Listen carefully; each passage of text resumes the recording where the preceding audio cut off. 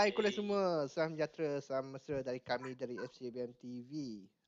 Minta maaf lah sebab kami tak dapat consistently upload weekly game to game sebab kekurangan masa, kekurangan panel kita, kekurangan teknikal semualah. Maklumlah kita ni bukan di bawah gaji kan, sebab kita ni buat sebagai interest je lah. Sebabkan kita sayangkan klub kita Barcelona lah. Okay, so Madangkan this week kita ada banyak lah hal politik lah semua dah. So kita tak nak cakap pasal tu sebab kita ni channel ni fokus bola je. Kita fokus pada Clasico. Okay. So sebelum kita nak bincang pasal Clasico lah. Kita nak recap apa jadi masa Januari atau Februari. Lepas tu kita akan recap game Getafe, Eibar, lepas tu game last game lawan Napoli lah. Okay. So bersama kita panel yang komen paling terbaik lah antara kita, paling komen paling sedap, paling pedas itu Nabawie. Okay. So Nabawie, start with the first thing lah. Pasal kontroversi Abidal-Messi. Lepas tu few weeks after that, bulan Februari kita ada kontroversi upah company marketing company ke apa bagi propaganda anti Messi lah, anti players lah, anti everything lah. So apa pandangan Bawi pasal tu? Kontroversi yang pertama lah, kita bincang pasal kontroversi pertama, Abidal dengan Messi. Supposedly Abidal should know, dia pernah main dengan klub tu, dia pernah julang few trophies dengan Barcelona, so he knows in and out about the club. Bukan dia tak tahu, dia tahu. So nampak gayanya he is following the orders from the president itself. Mungkin antara satu sebabnya adalah untuk menjaga relationship antara presiden dengan pemain, but that is not the right way to do things. Eventually kalau dia cakap macam tu, it's actually towards the whole team, not one particular player. And that type of comment is not reasonable for me lah, especially you as a ex-player, you as one of the legend, and also you know the player in and out. Most of the players, some of the players like PK, Messi, you've been there with them before, so you shouldn't say that lah, especially that. In terms of professionalism, Messi pun kena bijak juga lah. He as the captain, I think the only good thing about him is that he protect his players lah. He protect the players daripada kena lagi teruk daripada Abidal. But this controversy, I think dah di-resolve between Bartomeu dengan Abidal, dan also Bartomeu dengan Messi. So I think it's already quiet for now on. For now on, it's already quiet. I think Messi also dah dalam talking terms dengan Abidal, and also Amo also reported that both of them is already in a very good terms. So there's no problem lah. I think there's a small crisis between the sporting director and the players. Then we're talking about the second one, this PR company, where some reports said that Bartomeu paid 1 million each for every PR company dekat Catalan. Obviously when you look at the news everywhere, especially during the time when we should sack Valverde at the end of the season, it should be Koeman yang masuk, and then this media said that Koeman is house hunting lah, apa benda lah, and then there's some claim that he will replace Valverde next season, but out of sudden it changed. So there's already been a question mark, how does the media control this type of news when you already know that the manager is there? Takkanlah kau nak cakap dengan the whole fans that Kuman is there, but actually he's not there. Suddenly you said he's there, House Hunting, but House Hunting sampai sekarang tak masuk-masuk. So there's already been a controversy from that side. And then suddenly few months back, when you read another column that most of the board members are behind Bartomeu. I don't think so that most of the board members behind Bartomeu. I don't think so that it's a thing that aku boleh cakap reliable, because takkanlah the whole board behind Bartomeu after two disasters season. Everyone knows that that is already a bad concept. And then suddenly we also read that suddenly kita baca board member memang dah tak nak Valverde lagi dekat club. Tapi some source said that Valverde still need to stay because of Bartomeu. And then report also says that the most board also agreed that he is going to be the manager. So ada campur, ada mixed feeling dalam ni. So you can read yang mana satu betul, yang mana satu salah. After this news spread out, the whole media turmoil macam against Bartomeu sebenarnya. Because benda dah kantoi, they are all against Bartomeu. Sikit demi sikit kita akan nampak actually apa yang Bartomeu nak untuk menang something. So bagi aku, these two conflict memang a big disaster for us lah actually, especially for the team performance and also the team morality lah. But if they can overcome this, I don't hope so. We can win at least a cup lah.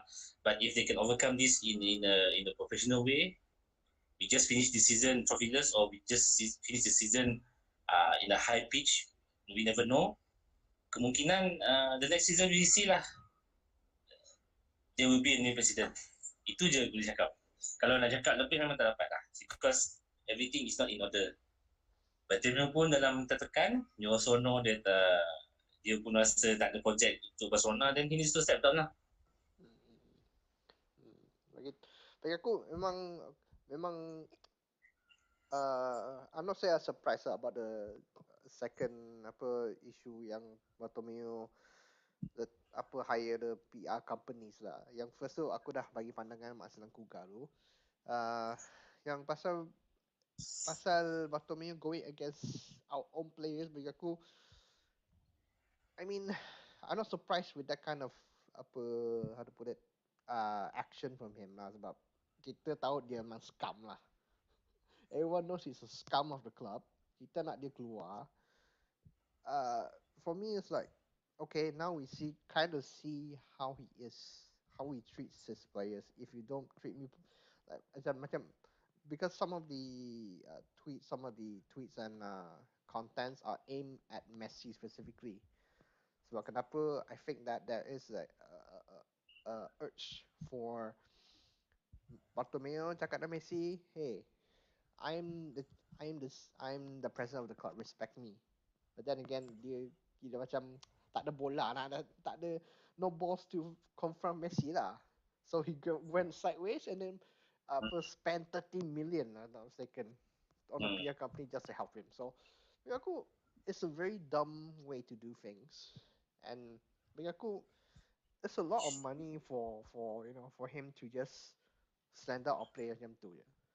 It's actually unprofessional behaviour lah, because kalau performance team kau tak happy dengan performance team, you just can make a meeting and then just talk it up and then be a professional president. At least you come and meet them and then just say something that you should say. Kalau kau tak puas hati, kau cakap depan lah. That's the whole thing. If you put the media on the spotlight and then the media just can stir things up, it's going to be a very bad image actually. The image itself is already bad. Suddenly kita dapat macam ni pun lagi teruk. Bukan memudahkan kerja. Dia akan menurunkan keadaan juga. Keadaan kita sekarang teruk. But you will not the worst thing itu a good thing. It's going to be more worse than before. So for me personally lah, kalau kau rasa pemain tak perform ataupun pemain memang perlu nak tingkatkan performance, you should go and meet them personally, make a meeting. That's it. Bygones be bygones lah, macam cakap kan, you don't like it, so be it lah. But as a player, they are professional, they need to accept that this is their fault, and then if this is their fault, then they need to stand it up lah. This is how you did the things. Same thing goes to Valverde pun case. Kalau kau nak buang seorang manager, you don't go and meet another manager just to inform the manager that we're going to sack this previous manager. So you can see that is not the way that we do things. If you want to sack, you just sack at first hand, and then you go for the replacement. Maybe that's the right way lah. Nak kata kita tak suka Valverde, memang betul kita tak suka Valverde, but the way he been treated is not fair for me lah. Personally, for me, he's not been treated fairly. The same thing goes to players macam Messi, Suarez, Piqué. Some of them think they are bigger than the club. Yes, some people may see that, but obviously they need to follow the rules of Bartomeu. Tak boleh nak buat apa juga. Same thing juga kan. So this is how things goes. So bagi aku, kalau nak settlekan masalah ni, Bartomeu sendiri yang kena step down. He already know that he already lose the trust of 80% of the board member. What do you want more? So this term would be his last term lah. Aku berharap juga sebab we you know ada kontroversi apa melanda kat club. We spend almost like close to $500 million spent on players that it's not necessarily bring us to the next level. Itu the signing of the budget of Neymar, signing of Coutinho, Griezmann, Dembele. Bagi aku, it is a how to put it, memang geram lah sebab kau tengok club kita macam tu kan. We are Barcelona, and then we went from a very respectable club, at elite level, sampai laughing stock. Sebab the other clubs, I've never seen such a mess dekat club diorang. You can talk about Arsenal ke, you can talk about Man United ke, they don't have the mess that we have. Masalah sekarang, you have your own president going against the players through a different media. So bagi aku, it is a silly crisis, silly controversy, but then again, I kind of expected from Bartomeu lah. Bukan cakap apa lah, I'm not really surprised lah sebab kita tahu dia pun. But Felix, just hope like we hope before. If Valverde can go, he needs to go. That's it. Kalau dia nak pergi, dia kena pergi. Because kalau Barcelona menang pun tahun ni, kalau ikut rule presidential Barcelona, kalau dia tak ada projek besar untuk Barcelona, he needs to go by this term. Apa yang Victor Font cakap adalah betul. Kalau Barcelona tak ada big project macam renewing the stadium ke apa ke, he needs to go because his 700 million deal of the new stadium is already been rejected. He cannot pump any more money. He needs to find money for the new construction. The construction is not started yet, so he needs to go. He needs to go already. He has no project anymore. If Barcelona wins this year, treble, it's not his project because the team is already been established since before. I think 2 or 3 years ago they are established. So he still needs to go because there's no big project on the club itself. Then we will have another reconstructible top management to think about. But if you want to go with honorable way, you should just think, okay, it's time for me to step down, I step down. Tapi kau rasa dia honorable ke? No, I don't think so because maybe he needs to be kicked out lah. That's the thing lah. There's no only way. Sebab aku rasa dia takkan compete, takkan bertanding kan dengan apa the next election kan. Yes. I think it's represented by someone else, I can't lupa nama lah. Tapi then the two competitors after against Bartomeu punya kroni tu is Benedito dengan Victor Font lah. Tapi Laporta also reportedly dia nak join balik. Tak tahulah betul tak betul, but there's some report says that he wants to join forces with Font. Tapi the only things that against Laporta is the idea of Font. Font punya idea is not as the same as Laporta. Cuma kalau Laporta dengan Font join forces, it's going to be a clash of who is going to be the president. So both individual wants to be the president. But for me, Laporta should let it go, or maybe become an advisor or whatsoever lah. Support Barcelona from behind, or support Font or Benedito punya campaign to make sure that one of them can sit the presidential seat. That's it. Kalau betul kita nak tengok a movement of on the bright side, Laporta should do that lah, rather than bertanding balik. But I don't think so he will bertanding balik because orang-orang lama dia semua dah tak ada lah. Kau pun tahu kan. Then for me, he has no strong candidate like before. So I don't think so he will win easily lah. Kalau dia menang pun I think a very small margin lah. Baiklah. So kita tak nak cakap pasal politik lah, sebab kita dah straight lah pasal politik this past 2-3 days. Okay, kita balik pada recap game kita Getafe, Eibar versus Napoli. Okay, kita buat secara keseluruhan je lah. Okay, so Nabawie, based on kita fokus on Getafe and Eibar je lah. Nanti kita, and then because Napoli we have a lot to talk about, aku rasa lah. So based on Getafe and Eibar, aku rasa with that kind of performances, kau rasa kita boleh menang La Liga tak? Dengan performance macam tu kan, honestly it's going to be a tight race lah, especially for the top two teams. Getafe was a bit stronger than I thought, sebab they played a very pressing game during that match.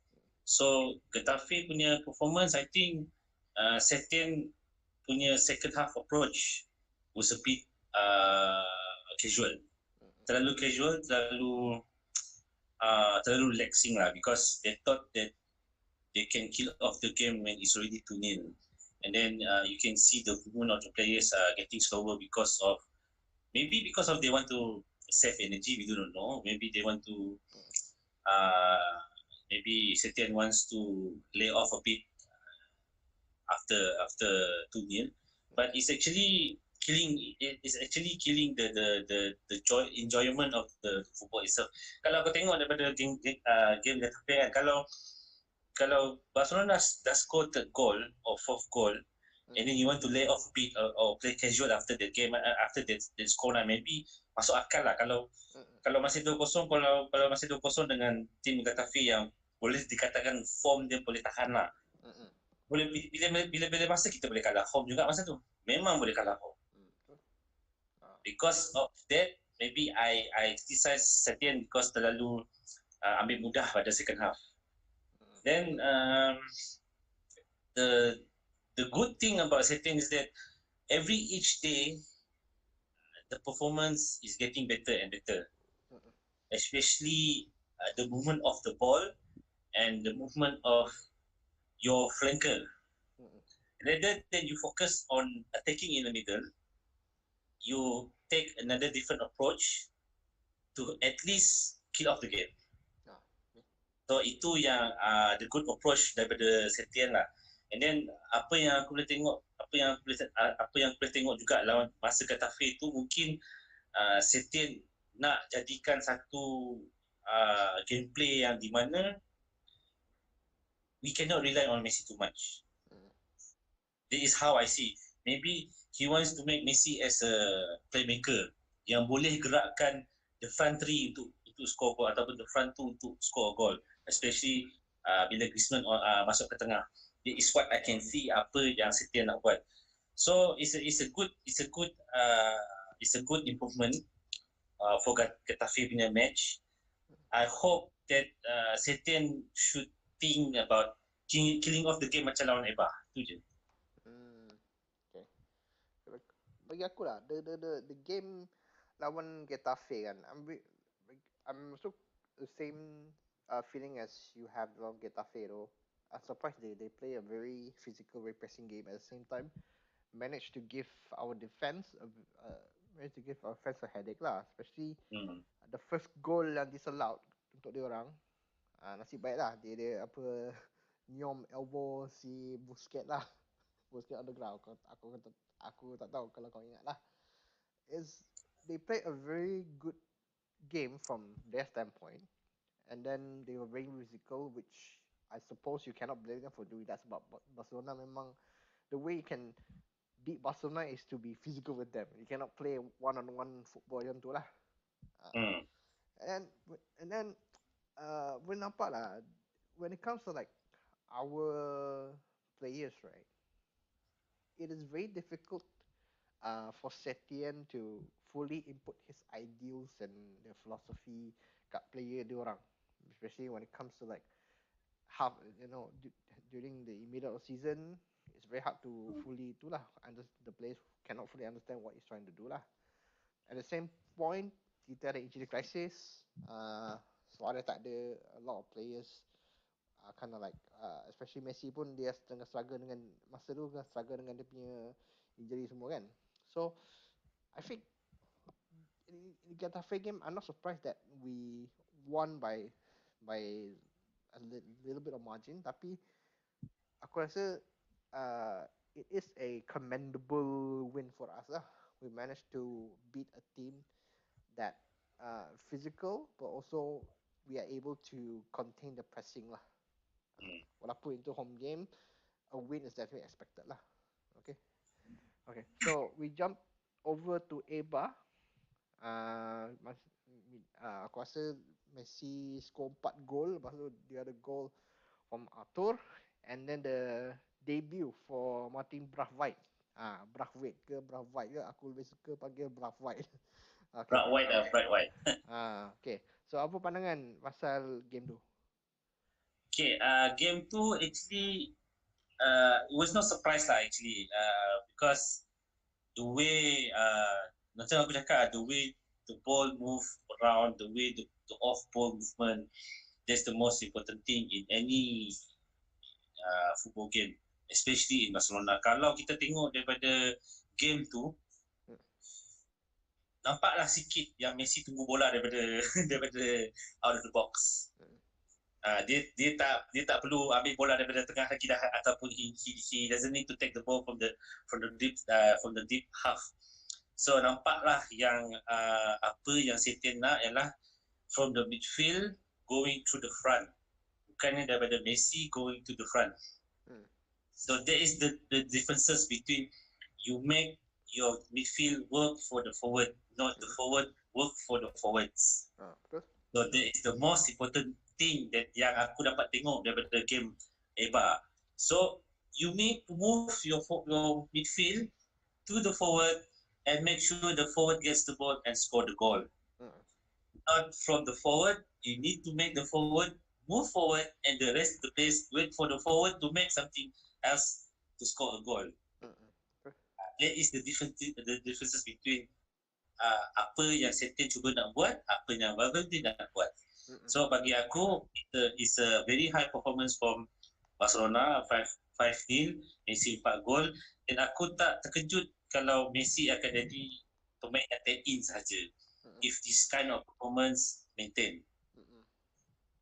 If this thing maintain, then we can see there will be a lot of players can score the goal from the midfield. That is the best thing that we can see from Setien side. And then when it comes to the way that they play, I think it was very less pressing, but more to one-on-one marking. That's the most important thing, because kalau kau tak press, kau main one-on-one marking. Kalau kau main one-on-one marking, you need to press. So that is how Setien ubah dia punya pressing game.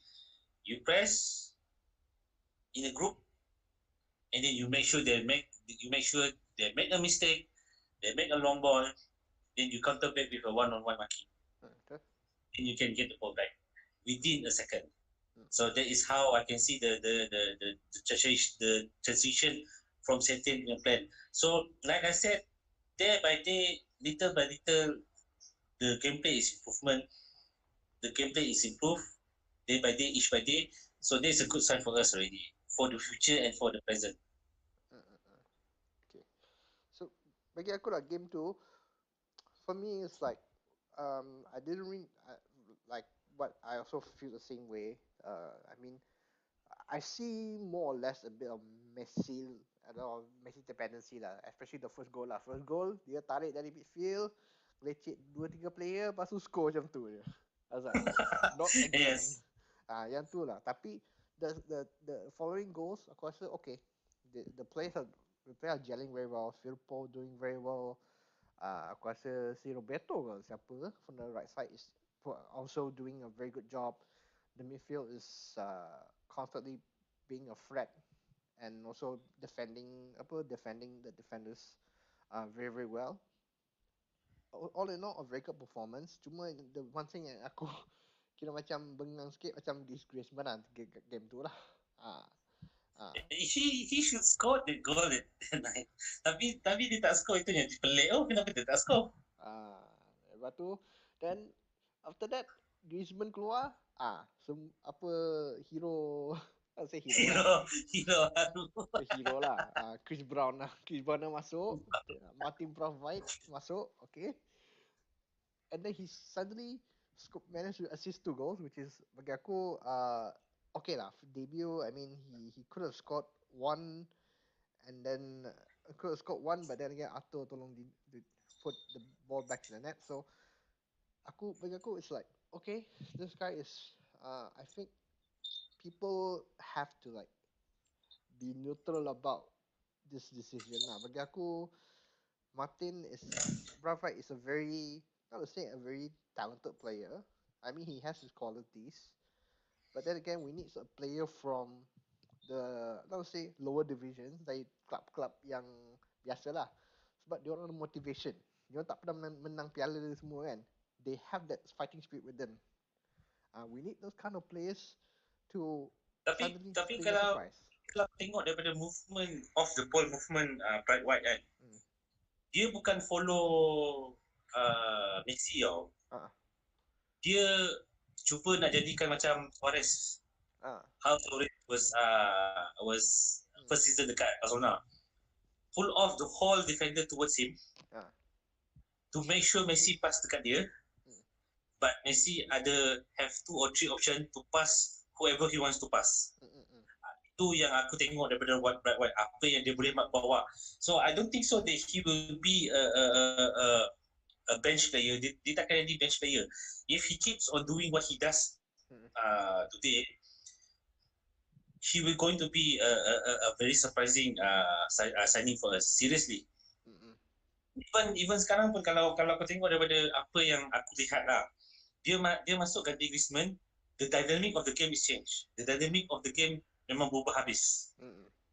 Daripada seorang yang tunggu depan, daripada seorang yang follow di belakang. This apa yang aku dapat tengok, apa yang Braithwaite boleh bawa.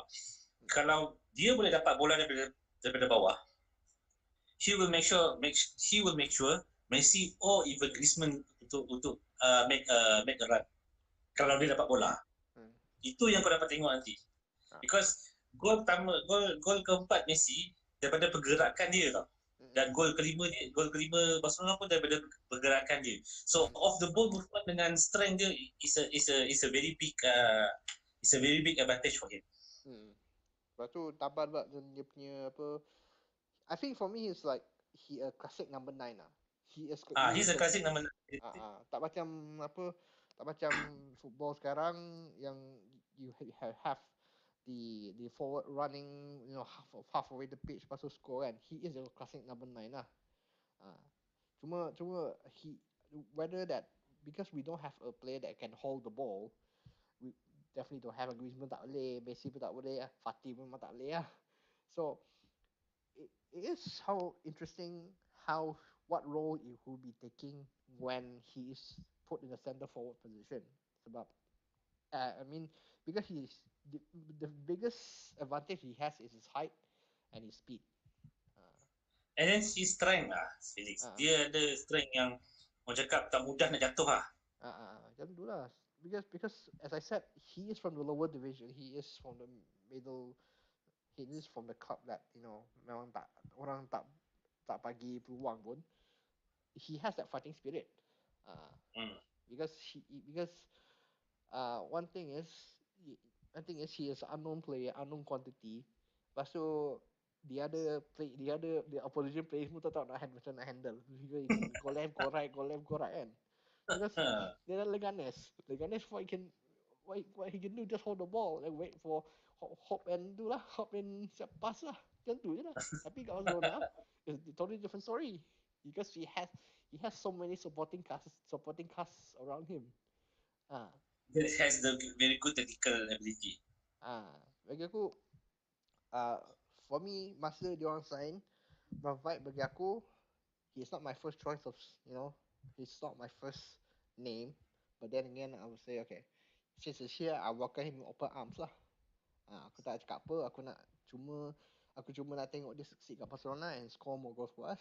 Kalau kita dapat menang Liga, thanks to his ability, then good lah. Yang tu je lah. Okay. So kita balik pula pada game Napoli. Okay.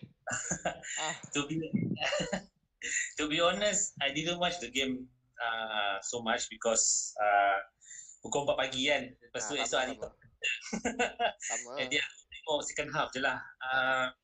Napoli punya game, by the looks of it, Gattuso is making a promise to himself that he will not going to make the same mistake as any other manager.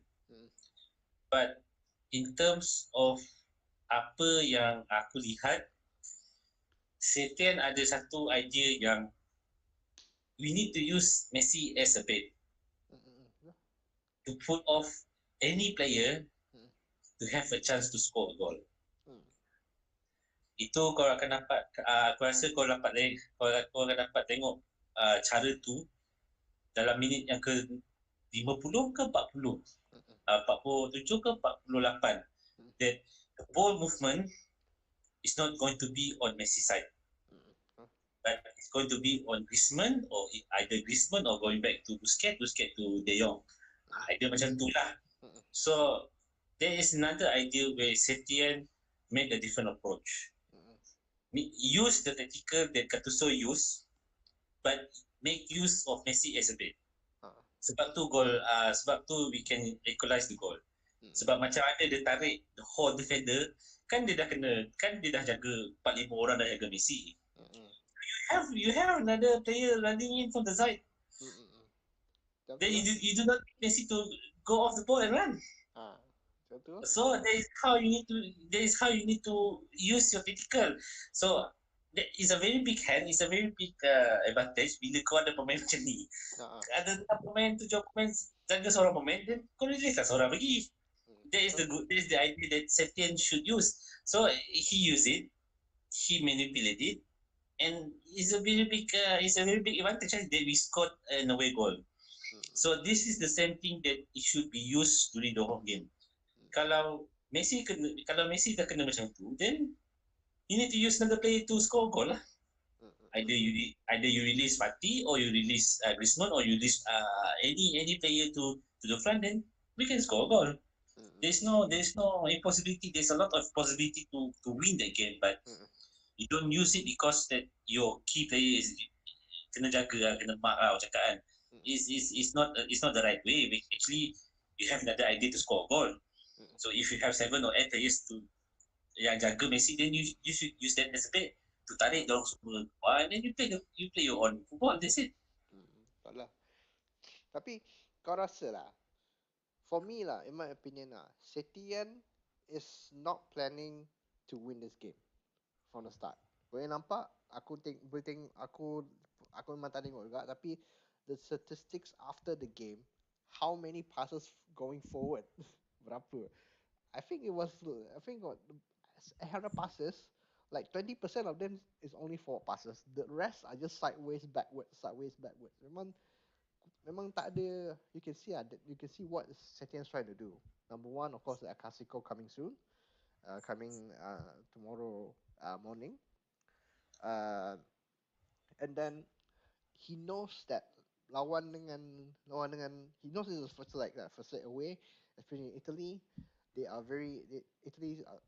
Italian clubs are very pretty much a defensive bunch. So he's trying to play it really carefully lah. Bagi aku, because we have to understand that Napoli is not particularly good in attack, but kita boleh tengok masa game tu dia memang counter attack kau, especially with Callejon, and then with dengan Mertens semua. I mean, we can almost kita ada berapa shot on goal. I think like only one shot on goal. Dia orang ada 6. That is really concerning. Dapat lah. Tapi bagi aku, the main intention of Setien is they just want to get an away goal, and they accomplish that. Sebab bagi aku understandable. Is away. This is just a first leg. If kita main kat home first leg, of course we can go all out. Tapi bagi aku, in this situation, it's playing into our hands. About next leg is at Nou Camp. We can I think we are expected to win the game. Let's hope tak ada accident lah kat Nou Camp lah. So basically, for me lah, aku tengok lah WhatsApp budak-budak pasang, kenapa tak boleh menang Napoli je kau apa. Dia orang kena understand lah. Game ada Clasico number 1. Lepas tu kau boleh tengok kita still ada advantage. We don't have to win every game to prove to prove that we there is a part that you need to play careful also, because the next upcoming game is also important. Sebab tu aku rasa macam bila kita seri pun it's already a good thing. Yalah. Melainkan kalau kita seri and then the next match was not very important, kalau macam kita lawan Leganes ke apa, maybe mungkin lah we should go all out before that. Tapi ini dah lah Napoli, lepas Napoli lawan lagi dengan it's a really tough game lah. Bagi aku, you can see the intention of Setien lah. I can see what he's trying to do. I understand from the standpoint, tapi fan pun kena tahulah. I know Napoli bukannya power macam dulu in this Gattuso, but then again you have to understand that we have a big game coming up, and also it is in Italy, so we had a very bad experience from Italy last time, so he played it in his card very, very well lah. It's a wise decision from him lah. Bagi aku lah. Nothing much to say about Napoli game sebab aku tak tengok fully, but it's a big changing lah. Macam aku cakap, the improvement of the gameplay itself yang penting. Itu je yang aku nak tengok. Bukan disebabkan kita kalah ke kita menang, tapi cara kita main tu, itu yang paling penting. That's the thing. So next topic. Next topic is El Clasico. So bagi aku lah, Real Madrid, they drew against I think kita menang lawan dengan Getafe, dia orang draw, and then kita menang dengan Levante Eibar, dia orang kalah dengan Levante 1-0. Yes. And then the next game City 2-1 dia orang kalah. So they are not in a very good position at the moment. Kita pula, we still command a 2-point lead over them in La Liga. So right now, basically the ball is in our court right now. Advantage kat kita sekarang. We are 2 points in front of them. If we lose the game, we only separated 1 point. Okay, but if for them to lose the game, they will be 5 points away from us. So the pressure is on them. Okay, and then they do not handle pressure very well, especially kalau Ronaldo dah tak ada. Diorang pun banyak isu, inconsistency dengan how to put it, the apa uncertainness of the players lah, especially Bill, especially Ramos pun to a certain extent. So I think they have, not mistaken, they have their internal problems, Felix. Tak silap aku, some players are not really happy with Vinicius Junior. Some players say that he wants to be a superstar, macam dia lah the main of Real Madrid. And then we can see that there is already a big hole between Fede Valverde and also Casemiro. And then there's also a very big gap between Modric and also Toni Kroos. So they have their own internal problems, but problem diorang ni mungkin tak nampak sangat sebab they are still winning games kot, tak tahulah. But I read the report yang diorang tengah ada masalah dengan Vinicius Junior dengan Rodrigo kan, pemain baru tu korang, Rodrigo. So their morality sekarang ni a bit down, especially dengan pemain kesayangan baru diorang lah, Fede Valverde tu. Sorry to say lah, mungkin masa permulaan of the season, yes, he was very good. Recovery ball dia bagus, passing stats dia pun bagus, and then tackling dia pun bagus. But after they win the Super Cup, nama dia macam tenggelam lah.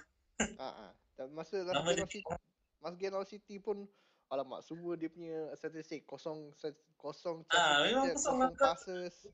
It was a surprise bila semua orang dok puji pasal dia bagus lah ni. I was like, dia baru je main first season. Last season dia tak berapa main. Last season pun dia dan Cabelos pun main dekat bench je, tak main sangat. So this season dia start main. So when this season came in, and then the first season dia memang orang cakap bagus lah, first few games dia memang consistent semua, and then tiba-tiba he is not that consistent anymore. Especially dalam City. If you are a midfield, you are a midfield player lah, box to box ke, playmaker ke apa ke, you should at least have a single stat in your game. At least kau punya passing 70% pun dia kira you have achieved something lah, you know, for the team. Tapi kalau kau punya stat sampai 0-0-0 tak guna lah. Memang tak guna kan. So you need to be a consistent player to make sure that you are one of the top player in the world. Kalau kau tak ada consistent, tak guna juga kau nak cakap aku pemain Madrid, aku bagus, tak boleh kan. So same thing lah. Tapi kau rasa is it because of the players themselves, or is it the way that Zidane handles them? Actually the way Zidane handle the team. Okay, especially lawan City. If it was come to my surprise, bila Madrid main double pivot, Casemiro dengan Fede Valverde, both considered as defensive midfield, right? It seems that you are playing a defensive game rather than you go all out attack. You're playing home. Are you trying to tell the whole Madriditas that you're playing for a draw? Right? Because if you put Modric, Toni Kroos and Casemiro, mungkin bagi aku logik lah, kau memang nak menang game tu. Okay. Betul. Kalau kau fikir lah dari segi akal logik kau sendiri, kau bukan pemain bola lagi. Kau tengok attacking minded player macam Toni Kroos main, Casemiro, Modric main, ataupun kau letak James Rodriguez kat situ lah. Contoh lah, James, Modric ataupun Toni Kroos, memang nampak tiga-tiga attacking. So meaning you want to win the game. Betul. But when you put Casemiro, Fede Valverde, kau tengok siapa ke depan je tak? You can see what I can see already. And then suddenly you shift Isco to the right hand side. Why? Tak masalah. Banyak masalah dia orang ni sebab it seems that Zidane does not really believe in the attacking players because in this kind of situation, especially on City and maybe Barcelona to some extent, he need to show to the Madrid fans, hey, our players are on the same level as Barcelona and City. Why not we just go for it? Because first game at home, the first leg is at home. Next game is not going to be that easy. Okay, so bagi aku lah, he should have put players like Toni Kroos or maybe Lucas Vazquez to add some weight to the team. Tapi masalah, tapi game tu, I just see the best player on the field, best players out of the whole game lah, out of City players. Otamendi lagi power dari Betul. Otamendi Kalau semua the whole game itself kan. Jesus Navas pula. Gabriel Jesus actually doing a very pretty good job. If you want to compare to any Madrid players in the match itself, Isco was very lucky to score a goal because of one silly mistake. Okay, fine up. That one you cannot say anything. It's a mistake. When it comes to you want to move the ball to the front, you have no idea because you don't have any playmaker in the team. You already shifted Isco to the right hand side. Kau dah letak Isco sebagai right wing. Left wing siapa masa tu? Vinicius kan? Vinicius. Vinicius on the left hand side. And then Karim Benzema.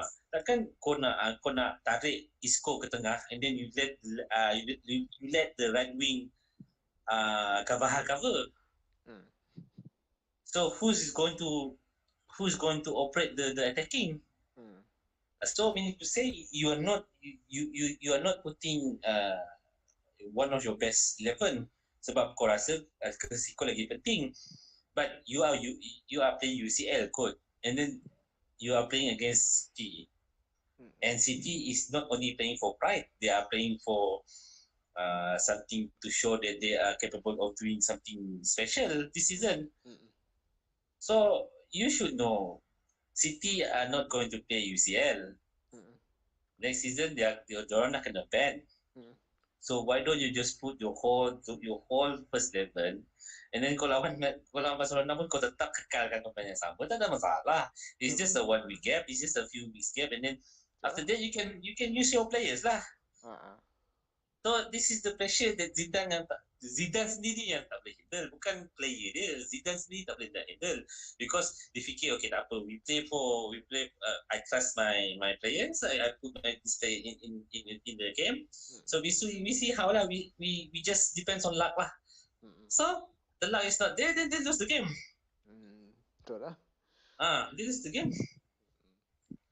Tapi kita tengok macam mana lah, sebab we have to see what Madrid side will have to set up from the side. But kita pula, the most concerning part at the moment for now is just the defense, the 2 center backs, and then the forward 3.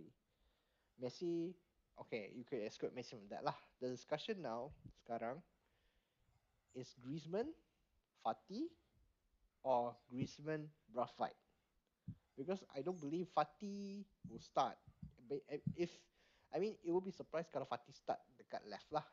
There will be surprise for me lah.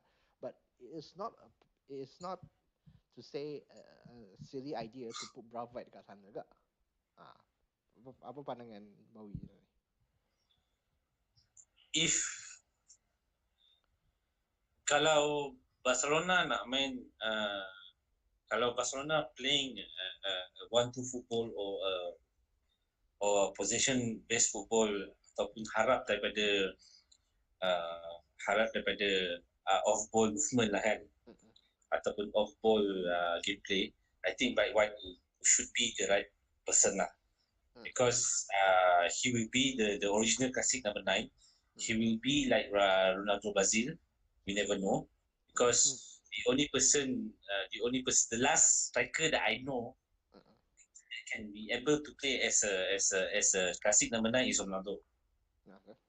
The only last player yang aku kenal lah. So kalau nak main macam tu, then Braithwaite should start. But if you want to play if Setien rasa nak guna Messi as the main player untuk bawa Barcelona forward, then Asuf still should start. But I still consider as Braithwaite should start, not Fatih. Okay. Because if Griezmann play on the left hand side, Messi main kat kanan, Braithwaite main kat tengah, mean to say Braithwaite and Messi will be the most formidable for Madrid.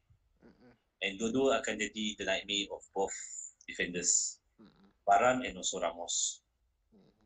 Griezmann kita letak tepi because Griezmann akan jadi orang cakap apa, he will be like David Villa lah. You only take the opportunity to score. But if Braithwaite and Messi bergabung, mungkin Varane dengan Ramos we got to have a very long night to take care who is going to go for the ball. And then our midfield should focusing more on getting the ball to the front. In terms of our defensive, aku tak boleh nak kata apalah. Sebab memang dah teruk pun. Daripada dulu lagi dah kita cakap dah, benda ni memang akan jadi teruk pun. Lagi-lagi si fikir wah, tak boleh nak cakap apa dah. Tanya. Dia pun main juga kan Clasico ni. So for me, let the defender play their season lah this season. Aku tak boleh nak kata Roland Araujo is ready ke, Cumi is ready ke, tak boleh because they have no experience in La Liga. I think Roland Araujo dah main dengan Sevilla, but it not a full debut. Cumi pun aku rasa dia main masa Opa ya kan. So to trust them is a very big risk lah. Macam aku cakap dekat group kan, to play any of La Masia players for Clasico is a very big gamble and a very risky one. Okay. So for them to start is very possible lah, but for them to experience the match by just observing is a very good opportunity for them lah. But in terms of the whole squad, I think the whole squad from midfield to defensive, from midfield to attacking, aku rasa tak ada masalah. Kalau De Jong, Busquets and Arthur main, so we have no problem lah. Dia ada masalah kalau Rakitic main. Itu je, aku ada masalah kalau Rakitic main. Itu je aku ada masalah. Yang lain aku rasa tak ada masalah. Betul kau cakap pasal Napoli tu, tapi tak apalah. Dia pun kalau kata-kata aku lupa pasal sebab aku boleh cakap apa, because masa Napoli tu pun, masa lawan Napoli tu pun ada orang komen dengan aku, ada orang cakap dengan aku, lepas Rakitic lepas Rakitic ke start kan, Melo tak sampai 1 minit dah skor dah. Tentu lah. So it's a surprise lah. But if atau Melo, Busquets and De Jong main, so it's going to be a very tough nuts to crack lah. So bagi aku, diorang tiga ni boleh tahan kak ni. So I hopefully Setien will see these three playing together again lah. So overall aku rasa tak ada apa, we should wait until the match tomorrow morning. Sebab bagi aku it's too early to judge siapa akan menang, siapa akan kalah. But kalau Barcelona kalah pun, but we still playing very good, it's still a good result for me lah. Okay, so apa prediction kau? Seri lah, sama-sama. Ibarat the first meeting kita orang lah. First meeting. Kosong-kosong lah. Okay lah. Tapi aku lah, for me, if we lose the game, it's fine. 1 point je, beza. Yes. Aku pun cakap, nanti orang kata, kenapa kau rasa Barcelona berkalah? Ada orang cakap, kau tengok league form si Real Madrid tu, bukannya power pun. Tiba-tiba boleh kalah dengan Celta Vigo, tiba-tiba boleh kalah dengan apa, Deportivo, Leganes pun boleh kalah juga dia orang tu. Boleh tahan juga dia orang punya deep form tu. Tapi aku, for me it's like the pride of El Clasico. I think we should win, but then again we have to realistically see lah. If we lose, that's fine. If we win, it'll be better. Kan? Draw also is a good thing for us as well. But the next game pun lawan Real Sociedad is next Sunday on the 8th of March. So we have a long way to go for the next game. Dah lah kita next game tu okay lah. Next game tu aku rasa home game. Home game lawan si Sociedad. So for us, I think for me it would going to be 3-1 win for us lah. Tapi kena tengok lah macam mana Setien approach this game. Dia pun bawa Betis boleh sampai boleh achieve 2 wins over Real Madrid. Yalah. Hopefully he can do the same thing for Barcelona lah. Yes. Okay. So aku rasa aku tak ada komen lagi kot. Aku rasa kita dah cover semua dah. Okay. So begitulah perbincangan kita pada pagi Ahad. Lepas tu kita cakap game Clasico adalah esok pukul 4 pagi siapa nak join match view kita kat Hakim section 7 kat Shah Alam, sila dah join. Kalau korang nak join lah, tapi tengoklah kalau hari Isnin di declare holiday tak. Kita tengok macam mana lah. Okay. So sekian dari kami di SCBM TV. Terima kasih Bawi sebab sanggup bersengkam mata dengan aku cakap pasal Barcelona ni. Okay. So thank you all. See you. Subscribe, like our channel. Goodbye. Ciao. Bye.